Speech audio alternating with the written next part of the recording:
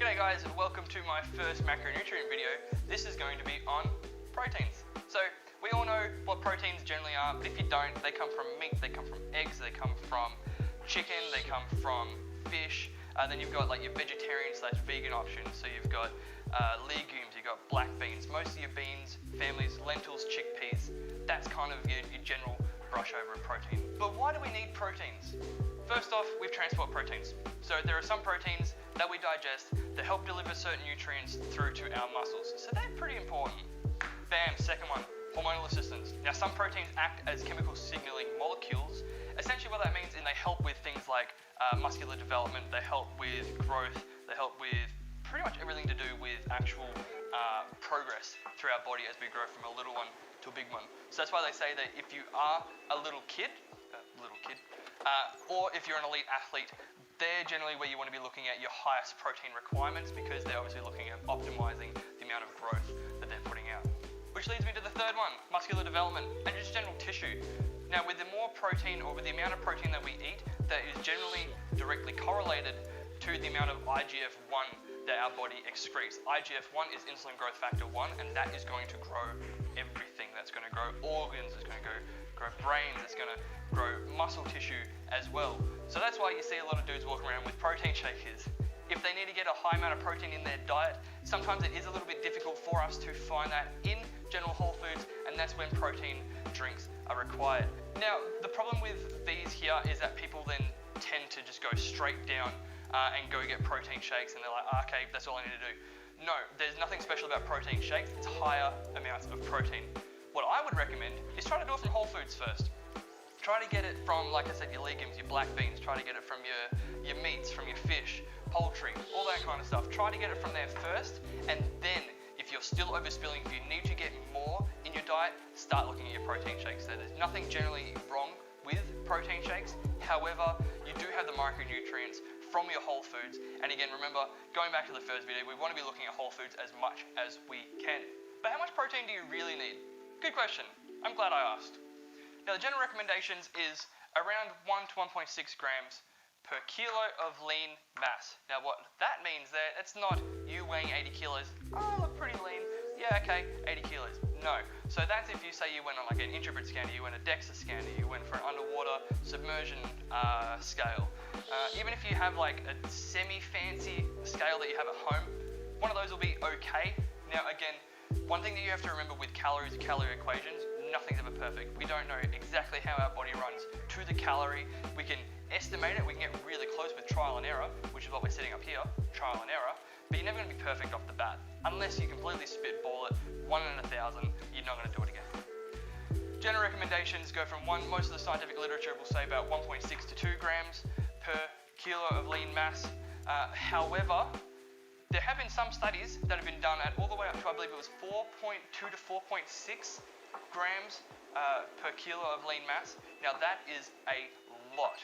However, what they noticed with those studies is that the curve was kind of like this. So yes, there were diminishing returns. So let's say if that's like say 1 gram, and then you have like 1.6, then you get 2 grams, and then let's say this was 4 grams here. Now that is not it, that is just for illustration purposes. But so say here 1.1 to 1.6, you see a lot more of a benefit. 1.6 to 2 grams, a little bit more of a benefit. And then for 4 grams, look, realistically, there's not a lot of benefit there. I would recommend saving those calories for your carbs, for your fats, so you could eat more food, because food's awesome. However, they were still seeing some small benefits in a diminishing return as we got all the way up to those numbers. Now, one more thing that I would want to note with all of this kind of stuff, you want to be making sure that you're getting these from whole foods, or at least as much as you can. You probably see people walking around with their protein shakers and all that. That's all well and good. But I generally lean on the side of wait till you can see how much you can get in whole foods first.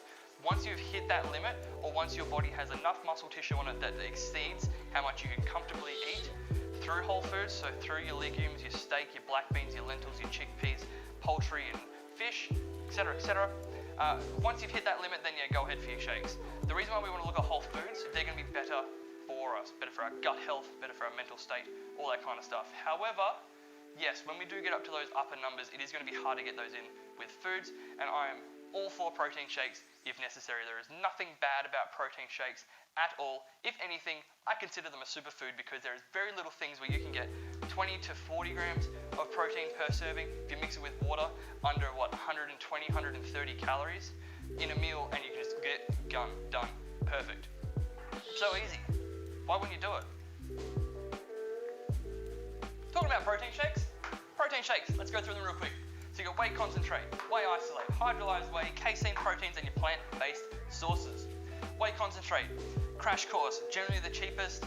If you have problems with dairy, you're probably still going to trigger it because it isn't filtered all that much. Generally a little bit more sugar, a little bit more calories, generally the same flavor between concentrate and isolate.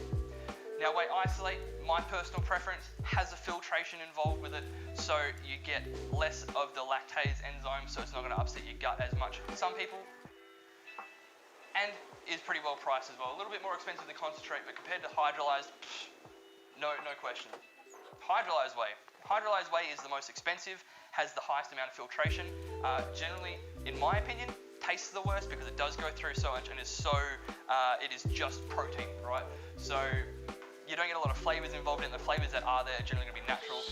My personal preference, because I have to drink these on a daily basis, I will sacrifice that little bit of quality for a little bit more taste. Now with hydrolyzed, it has got a bit of a name in the industry for being quote unquote the best, or you have to get it. I've had a lot of people come up to me saying, hey, what is your recommendation of hydrolyzed protein? I go through the conversation and they end up going for an isolate. Hydrolyzed whey, it digests the fastest. However, there have been a lot of studies, I wouldn't say a lot, a few studies that have been done on the digestion and absorption rates. Now, digestion is a little bit faster as we go down the track. However, absorption rates are almost the same for the protein. I think it's a little bit less for the concentrate, but isolated and the hydrolyzed, pretty much the same. So getting the food from your gut into your muscles or doing whatever the protein needs to do within your system, not a lot of difference, but there is a huge price point there. Now again, it is extra filtrated, so if you do need to go for something like that because you have got a bit of an upset gut, go ahead, more than welcome to, but like it is quite expensive. Now we'll talk about our casein. Casein protein is a very slow digesting protein.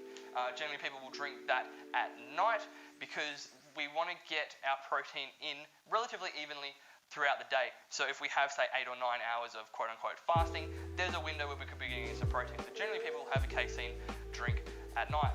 And now your plant-based sources. Now, there is nothing wrong with your plant-based sources. However, you do need to keep in mind that leucine, so one of the amino acids that we were talking about before, is not as prominent in your plant-based sources. I believe it's down about 30-40%.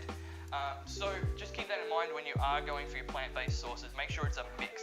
If you get a mix, so like a rice and a pea, or like an egg and a pea, or whatever it may be, you might be getting the full protein breakdown, so all 9 of your amino acids, but just check. If you're going for just an egg, just a rice, just a pea, whichever way you're going for it, then you may be missing out. So just check with the person that you're getting them from to make sure you are getting your full 9 amino acids from your protein.